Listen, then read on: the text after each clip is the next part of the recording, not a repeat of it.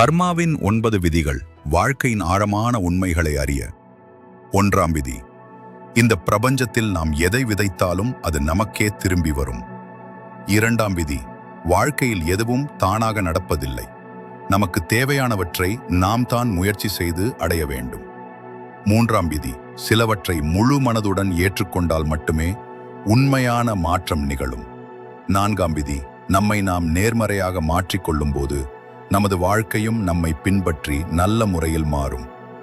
5ஆம் விதி, நம் வாழ்வில் நிகழும் ஒவ்வொரு நிகழ்வுக்கும் நாமே முழு பொறுப்பு என்பதை நாம் உணர வேண்டும். 6ஆம் விதி, நேற்று, இன்று, நாளை இந்த 3 காலங்களும் ஒன்றோடு ஒன்று பிரிக்க முடியாதபடி தொடர்புடையவை. 7ஆம் விதி, நமது மனம் ஒரே நேரத்தில் வேறு விஷயங்களில் முழுமையாக சிந்திக்க முடியாது. கவனம் அவசியம். 8ஆம் விதி, நமது நடத்தை நமது சிந்தனையையும் செயலையும் பிரதிபலிக்க வேண்டும். அவை ஒன்றுடன் ஒன்று ஒத்துப்போக வேண்டும். 9ஆம் விதி, நாம் நமது கடந்த காலத்தையே நினைத்து கொண்டிருந்தால் நிகழ்காலம் நம்மை விட்டு கடந்து சென்றுவிடும். நிகழ்காலத்தில் வாழுங்கள். அன்பே சிவம்.